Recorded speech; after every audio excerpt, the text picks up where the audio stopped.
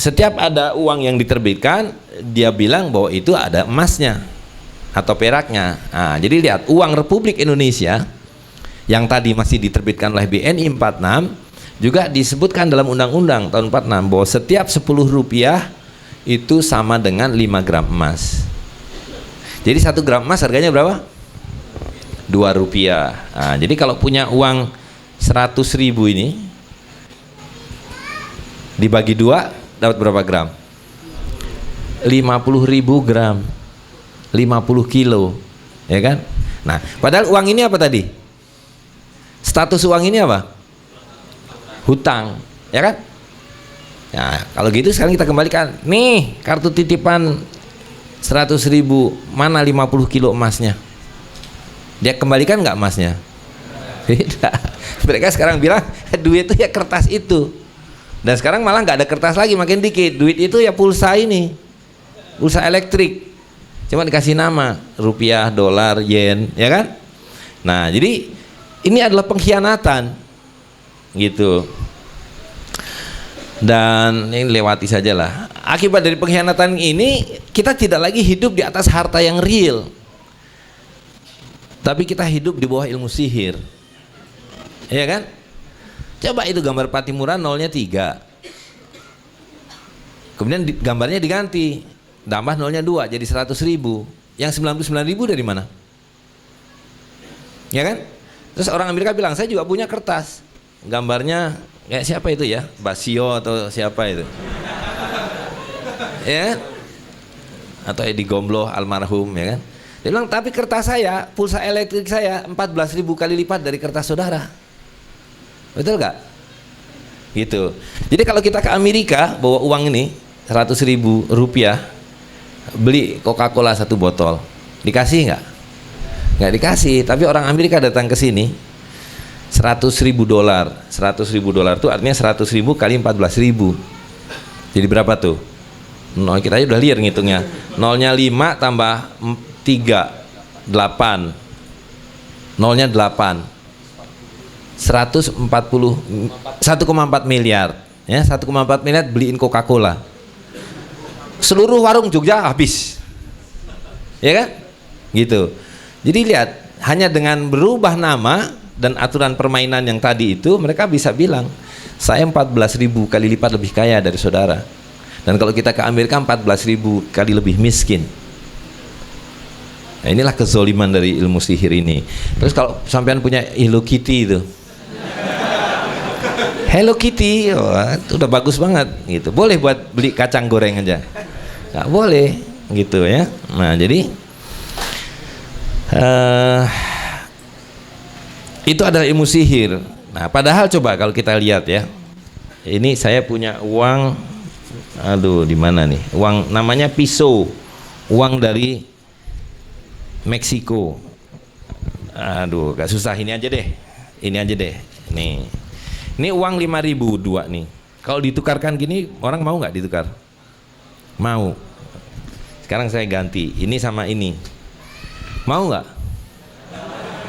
Kenapa nggak mau? Wong sama-sama selembar. Nilainya beda. Bener ada nilainya. Berapa ini nilainya? 100.000. 100.000 itu apa? Saya sebelah 2 begini. Jadi berapa? Hah? Mau nggak ditukar? Nggak mau juga, katanya nilainya udah nggak ada, ya kan? Oke. Sekarang saya tambah 1 lagi, 2, 3 deh, 3. Mau? Hah? Nggak mau. 4, 5, 6. Ini abu-abu semua nih. 7, 8, 9, 10 lembar. Mau nggak? Nggak mau. Nah, coba tuh kalau ada anak-anak kecil 4 tahun tuh yang belum ada dosa itu. Ini kira dosanya banyak semua nih. Anak kecil 4 tahun yang belum berdosa, 10 lembar sama 1 lembar, milih yang mana kalau ditukar? Nah, jadi yang waras siapa? Iya kan? Ini adalah akibat ilmu sihir gitu. Nah, ilmu sihir itu membuat sesuatu yang tidak ada dikiranya ada. Sesuatu yang nggak ada nilai, kita percaya dia mempunyai nilai. gitu ya. Dan akibatnya tadi kezoliman yang luar biasa. Jadi kalau orang Amerika pengen beli kayu di Indonesia, dia tinggal tanya, berapakah harga kayu kalian? $100.000. Ya tinggal ngetik kan, $100.000 di HP-nya, ting, dikirim. Kita tebang kayu. Dia perlu kayu lebih banyak, tanya lagi, berapa? $200.000. $200.000. Gitu. Nah, jadi kalau kita hutang ke bankir tadi itu, di mana uang ini datangnya dari situ, misalnya $5 miliar, kan dia nggak bawa sekapal induk uang kertas $5 miliar kan? Apa yang diberikan ke kita? Pulsa elektrik, cuma dikasih nama $5 miliar, ting, gitu, ke bank sentral kita, kemudian dibagi-bagi ke departemen A, B, C, buat gaji, buat bikin jembatan dan seterusnya. Nah, waktu kita mau bayar, bisa kita bilang, oke, hari ini saya mau bayar $5 miliar, ting. Bisa begitu? Gak bisa. Mereka bilang, yuk mesti bayar pakai dolar. Bukan sekedar nama dolar. Dan dari mana kita dapatkan dolarnya? Nah, itu jual kayu, jual emas, jual boksit. Kita harus punya devisa namanya. Devisa itu diperoleh dengan cara kita menjual barang, ekspor. Gitu ya. Jadi kita hutang dikasih angin, nyicilnya dengan majaki kalian itu, ya kan? Gitu. Jadi fungsi dari warga negara dalam permainan ini hanya satu, yaitu terbongkok-bongkok, terseok-seok, bayar pajak, ya kan? Sehingga tidak ada sisi kehidupan yang tidak dipajaki. Gitu. Oke, nah itu kezalimannya. Nah, dan kezaliman itu kemudian menjadi berlipat ganda dengan perbankan ini. Ya, coba lihat. Jadi saya akan tunjukkan bahwa tadi yang dihutangkan itu hanyalah angin, awang-awang nih. Ya, coba lihat. Kalau kita punya uang 100.000 dipinjam, uang saya dipinjam. Nah, masih ada nggak uang saya? Nggak, yang saya pegang nggak ada, habis kan, karena dipinjam uang saya habis. Nah, kalau bank, kalau ada orang pinjam kepada bank, uangnya bukan habis seperti kita, tapi beranak pinak. Nah, ini sihir kesekian kalinya. Nah, coba lihat ya, karena bank itu boleh punya modal hanya 8%, karena tadi dia kan asal muasalnya tadi saya belum jelaskan, dia dititipi satu koin, lalu dia mengeluarkan kwitansi, ya kan. Nah, lalu kalau ada orang datang mau ngutang sama dia, dia bilang, oke, saya punya uang satu, tapi saya keluarkan lagi satu kwitansi. Ini dihutangkan, kan ini laku. Ada orang datang lagi, mau punya utang lagi, bikin kwitansi. Dia tahu bahwa dari satu koin, dia bisa membuat 13 kwitansi. Gitu. Nah, disitulah kemudian dilegalisir bahwa bank boleh punya modal hanya 1/8. Yaitu dari 13%, 12,5%, 12,5 atau 1/13 jadi 8%. Nah, sedangkan neraca itu kan 100. Jadi bank hanya boleh punya 8 nih, ya. Sedangkan neraca keuangan itu 100. Ini kalau yang belajar akuntansi paham. Berarti dia punya gap 92%. Nah, ini yang dia isi dengan cara memberikan hutang. Tadi itu ada orang datang kasih hutang. Sedangkan ini cuma nulis secari kertas kan. Nah, sekarang kertas pun bahkan tidak. Nah, lihat nih, ada Pak Abdullah nih, dari belakang nggak kelihatan pasti ya, karena terlalu gelap. A punya uang 100 miliar. Hari ini semua uang kita taruh di mana? Di bank. Nah, lalu banknya dengan ramah, assalamualaikum, nah, ya. Assalamualaikum, gimana? Nah. Jadi Bapak punya uang 100 miliar, silakan ya Pak. Dikasih secari kertas, namanya sertifikat deposito atau buku tabungan, ya kan? Kan semua punya nih buku tabungan, berarti ada duitnya kan? Nah, contohnya ini 100 miliar. Nah, jadi detik itu si bank mencatat di bukunya bahwa hari itu dia punya uang 100 miliar. Nah, sampai detik ini aja, jadi uangnya ada berapa sekarang? Ya? Uangnya ada berapa? Pak Abdullah nitip 100 miliar, terus banknya hari itu punya 100 miliar. Jadi berapa? 200 kan? Nah, ajaib gak tuh? Di mana ajaibnya? Uangnya ada berapa yang sebenarnya? 100. Tapi sekarang jadi berapa? 200. Lalu ada orang nih, saya mau beli mobil nggak punya duit, kredit, ya kan? Nah, katakanlah ini semuanya dipinjamkan kecuali ditahan 10% tadi buat cadangan. Jadi yang dipinjamkan adalah 90 miliar. Nah, begitu bank ngasih hutang ke orang, yang dicatat di bukunya apa? Dia punya namanya apa? Piutang 90 miliar. Jadi duitnya nambah apa berkurang? Nambah. Ajaib gak? Ajaib, wong duitnya dihutangkan orang kok nambah. Kita kalau ngutangin orang duit kita habis. Ya kan? Ada lagi orang datang, saya mau pinjem duit dong, mau beli rumah. Oke, pinjami lagi 90 lagi. Banknya nyatat lagi, tambah apa di situ? Piutangnya tambah lagi 90. Dan kasih bunga. Nah, lihat, ini sihir di atas sihir kan?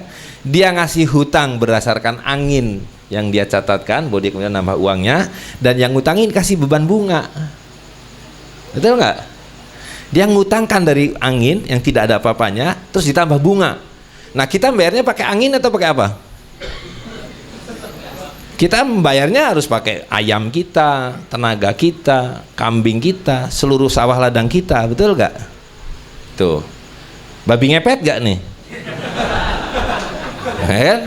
Babi ngepet, tuyul gitu. Nanti orang datang lagi sampai 20 kali dia bisa lakukan itu. Wah, ngepetnya ngepet sudah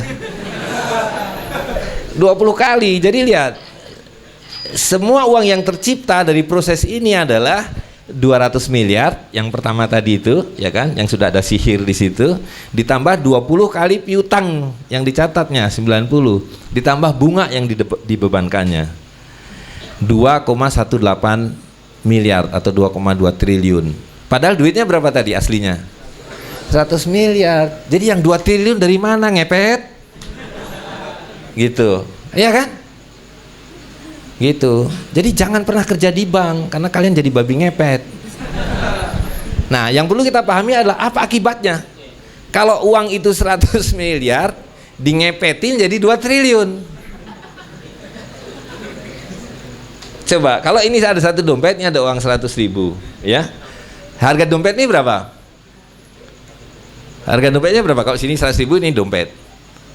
Ya kan, 100.000. Ini terus digandakan nih oleh Kiai, siapa tuh?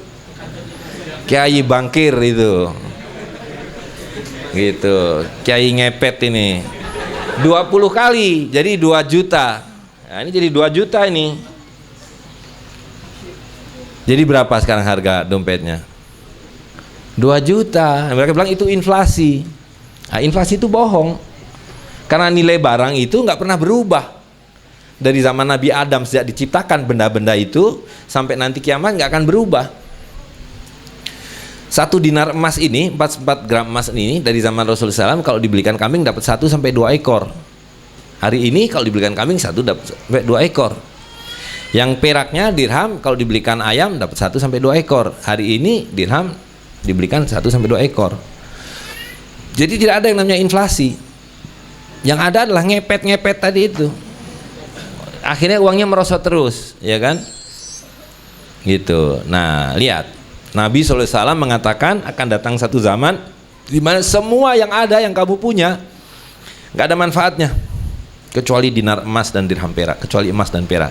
Lihat, ya, dalam 100 tahun terakhir sejak saya cerita tadi itu, sistem riba ini dibentuk,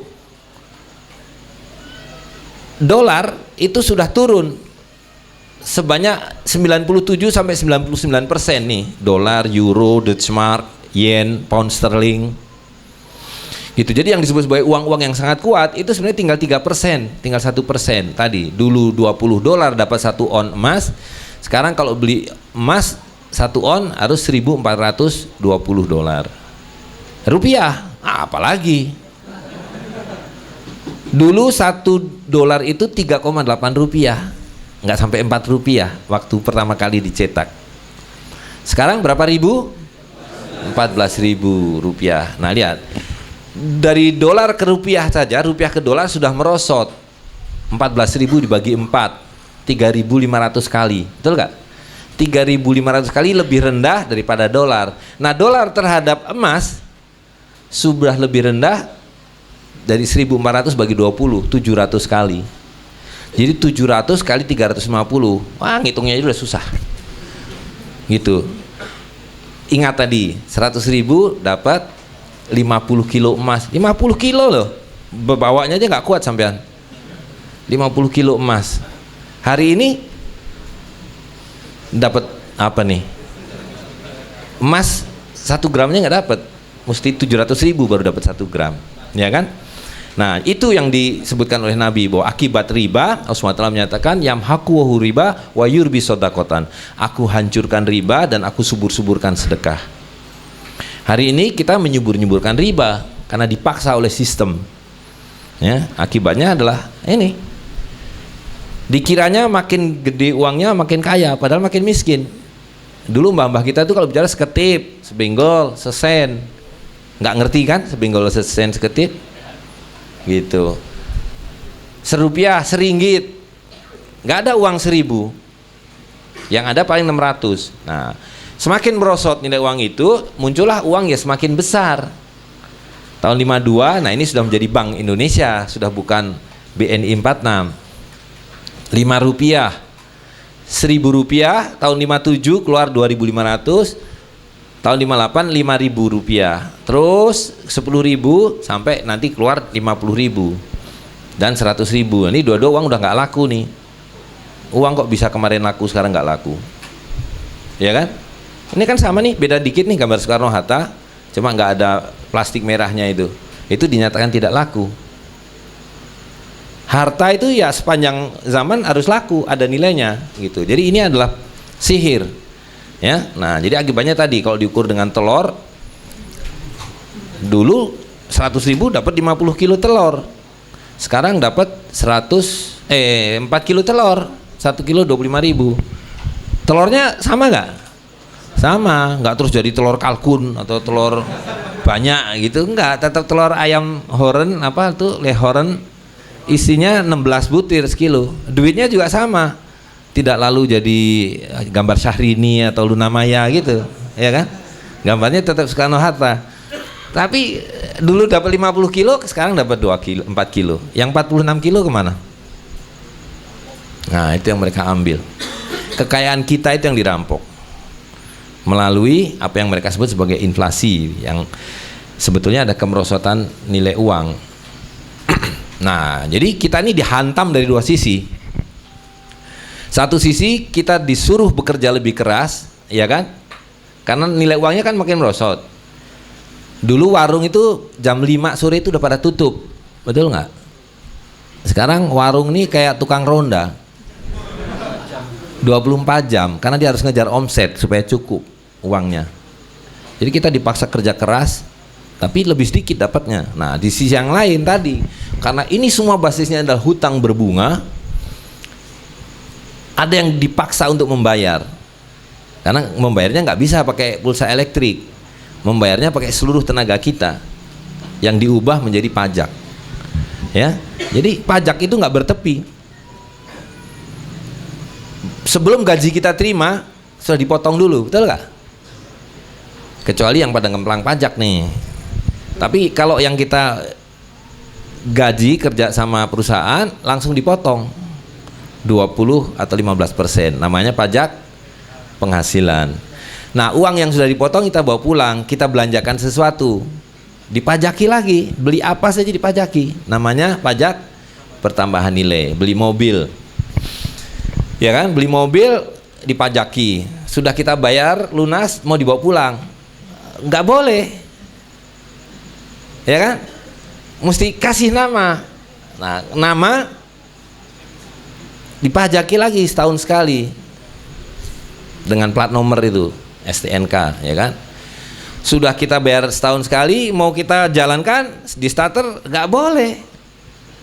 Isi bensinnya dipajaki, gitu, ya kan. Nah, mau ngelewatin jalan nih udah siap, mobilnya udah bayar pajak, nomornya udah bayar pajak, penggunaannya udah bayar pajak, bensinnya udah bayar pajak, mau di starter jalan boleh nggak? Nggak boleh, jalannya pajaki dulu, bayar pajak jalan. Oh, udah bayar pajak jalan, mau jalan lagi masih nggak boleh. Ada lampunya, ada pajak penerangan, dan seterusnya. Jadi pajak. Nah, inilah lagi, inilah yang disebut mulkan jabrian. Ya, satu kehidupan dalam sistem yang menindas. Nah, karena itu kita harus mulai meninggalkan sistem ini, karena Nabi juga menyatakan tadi bahwa sistem ini juga akan berakhir akibat kezalimannya. Perhatikanlah yang terjadi di Venezuela. Ada yang memperhatikan apa yang terjadi di Venezuela? Ya, 1.000.000% gitu inflasinya. Jadi beli telur itu harganya 2,6 tisu satu gulung itu harganya 2,6 juta Bolivar, uangnya Venezuela. Gitu. Nah, akhirnya sekarang orang banyak yang tidak lagi jual beli pakai kertas, melainkan barter. Gitu ya. Apa yang terjadi di Zimbabwe? Gitu. Dan sebenarnya kita juga mengalami, hanya tidak se ekstrim itu. Harga telur 2.000 menjadi 25.000 apa bukan krisis? Betul nggak? Dari 2.000 menjadi 7.000. Kita bilang, waduh kita krismon. Nah, sekarang dari 7.000 tahun Pak Harto habis jatuh, sekarang 20.000. Kan sama tuh. Dari 2.000 ke 7.000, dari 7.000 ke 20.000. Krismon. Gitu. Tapi kita karena pelan-pelan jadi kayak kodok. Tahu kodok? Bukan cebong. Kodok ya. Nah, kodok itu spesial. Dia kalau direbus, dia nggak merasa bahwa dia direbus. Jadi makin hangat, makin mendidih, baru begitu mendidih mati dia. Gitu. Nah, itu kodok itu begitu. Nah, kita semua jadi kodok rebus hari ini. Pelan-pelan dipajekin, ditindas. Ini nggak merasa kita ditindas. Kita pikir hidup memang harus begini, hidup ini harus menderita. Gitu. Ya kan? Karena kita dibuat begitu. Nah, karena itu kita harus hentikan kezaliman ini dengan cara yang membalik apa yang mereka lakukan. Jadi kita harus mulai beralih, kertas-kertas ini kita ganti dengan emas dan perak. Coba tadi ya, waktu Pak Harto belum jatuh, ini sekedar untuk memberikan satu batasan waktu, naik haji itu ongkosnya 7 juta. Harga dinar waktu itu 90.000, katakanlah 100.000 lah, 90.000. Jadi kalau naik haji pakai rupiah perlu 7 juta rupiah. Kalau naik haji pakai dinar perlu 71 dinar. Ya kan? Nah, hari ini kalau mau naik haji pakai rupiah perlu kira-kira 36 juta rupiah. Betul nggak? Jadi kalau punya duit 7 juta sampai Singapura, pulang kamu. Bawa duit 7 juta mau naik haji. Ya kan? Nah, cuma di Singapura ngopi-ngopi pulang. Bilangnya ya saya sudah haji Singapura. Nah, gitu. Nah, kalau pakai dinar hari ini dengan 14 dinar sudah bisa naik haji. Nggak sampai 13 dinar, satu dinar 3 juta kurang sedikit. 36 bagi 3 12 kan, katakan 13 dinar. Nah, jadi sebutlah 14 dinar. 70 bagi 14 dapat 5 kan? Nah, jadi kalau sampean punyanya dinar, bukan disuruh pulang sampai Singapura. Dulu naik haji 1 orang, sekarang bisa naik naik haji 5 orang. Nah, pilih emas atau pilih kertas? Ya kan? Nah, itulah yang kita harus lakukan adalah mengubah kertas-kertas sihir ini menjadi emas. Dan terbukti di zaman Rasulullah SAW, 1 ayam 1 dirham, hari ini 1 dirham dapat 1 ayam. Kambing 1 sampai 2 ekor. Nah, pada waktu itu juga ada sahabat beli rumah 200 sampai 250 dinar. Kalau hari ini 750 juta, bisa beli rumah nggak? Bisa, rumah yang standar lah, tipe berapa tuh? Tipe 50 gitu kali ya. Nah, jadi itulah yang harus kita lakukan. Nah, penggunaannya terutama yang pertama adalah untuk membayar zakat. Karena zakat itu kewajiban terhadap harta. Maka harus dibayar hanya dengan harta. Ini harta bukan nih? Ya kan? Ini bukan harta, ini simbol harta. Ini hasil babi ngepet tadi tuh. Gitu. Nah, harta yang sebenarnya adalah emas dan perak dan kayu dan gandum dan beras. Nah, itu harta. Kita disihir dulu kakek-kakek kita punya nggak ini kertas-kertas nggak ada guno ini? Nggak punya. Tapi sawahnya 10 hektar, kebun sawit 20 hektar, kerbau 50 ekor. Kaya apa miskin dia? Kaya. Tapi para bankir bilang mereka miskin, petani-petani ini miskin. Harus dientaskan, dibasmi orang miskin jadi orang kaya. Nah orang kaya ini nih anak Jogja, anak Wonogiri, gajinya 12 juta, 15 juta. Ininya banyak nih. Betul nggak? Tapi rumah utang, mobil utang, kulkas utang, HP utang, bayar kuliah utang, nanti nikah kawin utang. Gitu. Jadi mana yang kaya? Yang nggak pegang ini atau yang pegang ini? Ya kan? Jadi lihat permainan mereka. Anda dibikin seolah-olah punya sesuatu. Ini lagi-lagi sihir. Sihir itu Anda melihat sesuatu sebagai sesuatu yang lain, sesuatu yang tidak ada seolah-olah ada. Ya, seperti Raja Fir'aun. Bagaimana dia mengendalikan rakyatnya adalah dengan sihir. Dia lemparkan tali, terlihat sebagai ular. Nah sama ini, kita dikasih kertas terlihat sebagai emas. Gitu, dan emas dilihat sebagai kertas, buktinya ditimbun-timbun. Hari ini dibeli, ditimbun, besok dijual lagi jadi kertas lagi, ya kan? Gitu. Nah jadi selain buat bayar zakat, buat yang sunah-sunah, terutama mahar, ya. Ini sering saya jadikan contoh. Kita nyebutnya aja mas kawin kan, nggak ada yang sebut mekena kawin. Nah, jadi mahar itu emas, jangan mekena ya. Mbak-mbak nih kalau kasih mekena beli sendiri bisa gitu. Emak gua masih mampu kalau cuma beli mekena gitu kan. Kasih mahar emas atau perak gitu. Nah, dan untuk jual beli. Nah, alhamdulillah ini ada kemajuan nih. 4 bulan lalu saya datang sini nggak ada pasar. Hari ini ada pasar muamalah di mana di situ jual beli dengan kemerdekaan. Kita merdeka untuk memilih alat tukar yang kita mau. Ya, dan ketika kemerdekaan itu hampir seluruh manusia di dunia ini selama ribuan tahun memilih emas dan perak. Jadi emas adalah mata uangnya orang-orang merdeka. Kertas adalah uangnya, sorry to say, para budak. Ya kan? Betul nggak? Jadi kita hari ini tidak bisa bekerja mencari nafkah untuk diri kita sendiri, untuk anak istri kita, nggak bisa. Harta yang kita bawa pulang dari kerja keras kita itu mungkin tinggal 40% atau 50%. Yang 50% kemana? Doro tuan itu. Betul nggak? Wong belum dibawa pulang aja udah dipotong 15%. Beli apa saja, transaksi apa saja dipotong. Gitu ya. Nah saya kira itu yang saya ingin sampaikan. Ini sekedar gambar koin-koin yang hari ini telah beredar ya. Jadi kalau ingin selamat, ingin tidak ngepetin gitu, gunakanlah dinar emas dan dirham perak. Saya kira demikian, udah panjang banget ini, masya Allah. Terima kasih. Assalamualaikum warahmatullahi wabarakatuh. Waalaikumsalam warahmatullahi wabarakatuh.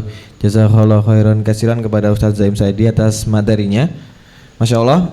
Bagi teman-teman yang pada kesempatan pertama dulu, beberapa bulan dulu belum bisa lihat, kita udah upload di YouTube Teras Dakwah tentang sihir-sihir uang kertas. Itu lebih mendasar penjelasan bagaimana asal muasal sihir uang kertas.